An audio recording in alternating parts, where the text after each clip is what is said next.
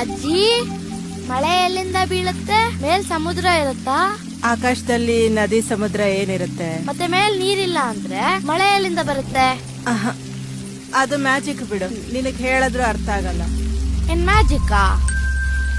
ಆ ಅಂತ ಮ್ಯಾಜಿಕ್ಗಳು ನಮ್ಮೂರ್ ಸುತ್ತಮುತ್ತ ತುಂಬಾ ಇದಾವೆ. ಅಷ್ಟೇ ಯಾಕೆ, ನಮ್ಮೂರಲ್ಲೇ ಒಂದು ಮ್ಯಾಜಿಕ್ ನಡೆದೈತೆ.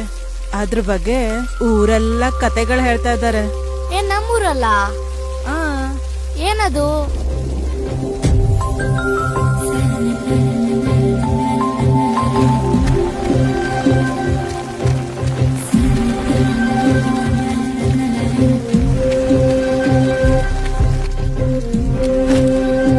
ಶೋಭಾ, ಶೋಭಾ,